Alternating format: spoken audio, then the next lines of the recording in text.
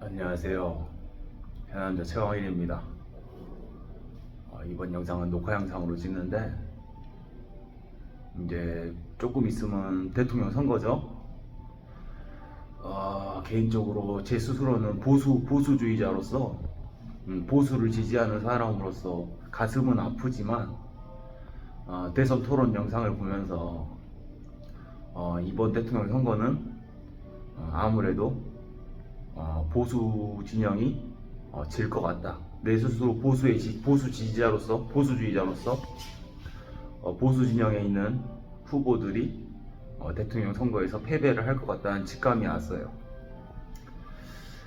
제가 비록 나이가 이제 만 나이로 35밖에 안 먹었지만 내가 기억하는 대한민국 대통령 선거에서요, 결국에 대통령으로 당선되는 사람들의 공통점이 있어요. 대통령의 자리는요, 국회의원 자리랑은 다르거든요. 대통령의 자리라는 거는 주장을 하는 자리거든요. 공약을 내세우고 주장을 하는 자리거든요. 누가 더 많은 주장을 내세우냐, 누가 더 많은 공약을 펼치냐, 이 싸움으로 지금까지 대한민국 대선 선거에서는 전부 다 공약을 가장 많이 내세운 사람, 가장 많은 주장을 한 사람이 결국에는 당선이 됐거든요.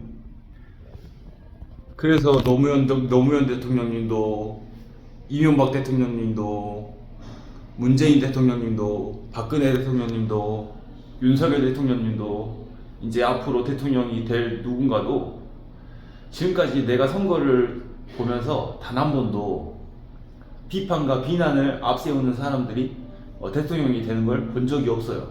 그래서 난 지금이라도 이준석 후보라든가 김문수 후보님이 대통령에 가까워지기 위해서 보수를 지지하는 사람으로서 대통령의 자리는요, 누가 더 많은 공약을 내세우냐, 누가 더 많은 주장을 하냐의 싸움이에요. 근데 대선 토론에서 말들은 많은데 김문수가 이번에 돌구초처럼 토론을 잘했다, 이준석이가 날카롭게 이재명의 허점을 찔렀다, 이렇게 평가를 많이 하는데, 내가 지금까지 35년 동안 살면서 대통령 선거를 보면서 단 한 번도 안 되는 이유에 대해서 비판하고 비난하는 사람이 대통령이 되는 걸 본 적이 없어요.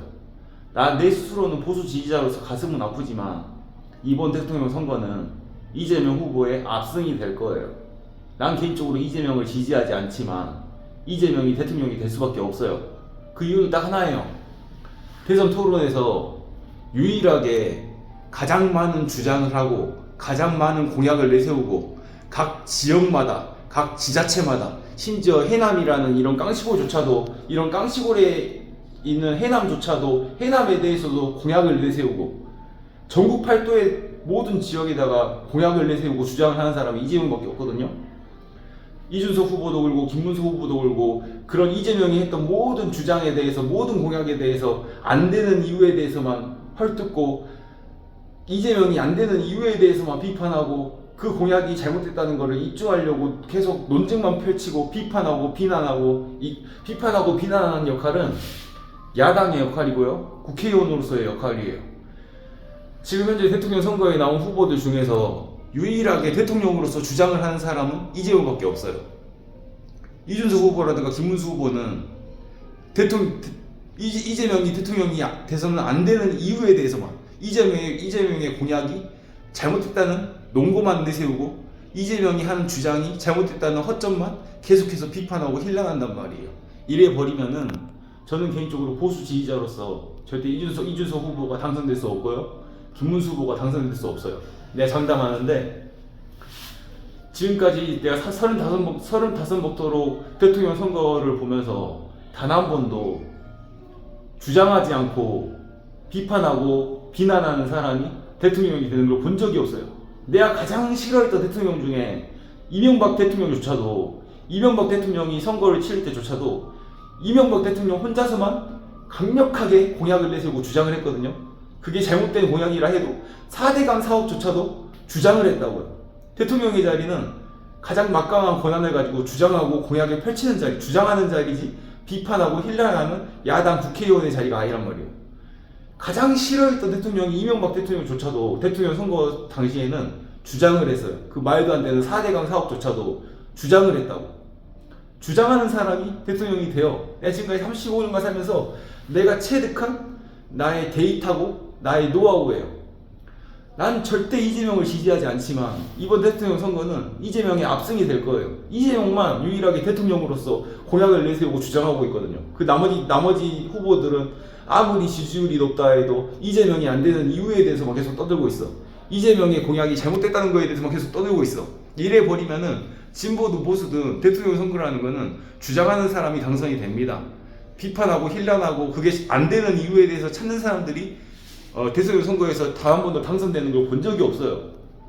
내 스스로는 보수 지지자지만 참 안타깝게도 이번 대통령 선거는 이대로 가다가는 이재명 후보의 압승으로 이재명 대통령이 탄생하는 순간이 올 겁니다. 그래서 나는 이재명의 공약이 잘못됐다, 옳지 않다 얘기하는 게 아니라 대통령 선거에 나와서 대선을 치르는 후보라 그러면은 공약을 내세우고 주장을 해야 돼요. 대통령의 자리는 주장하는 자리지 야당 국회의원으로서 비판하고 헬란하는 자리가 아니거든요. 그래서 이번 대통령 선거는 내가 장담하는데 이대로 가다가는 이재명 후보의 압승입니다. 너무 안타까워서 하는 얘기예요. 그래서 지금이라도 이준석 후보라든가 김문수 후보가 이재명이 안 되는 이유에 대해서 논거하지 말고 본인들만의 공약, 본인들만의 주장을 하는 후보로서 조금이라도 더 선의의 경쟁을 펼쳐서 대선을 치렀으면, 선거를 치렀으면 하는 바람으로 얘기합니다. 감사합니다. Bye. See you later.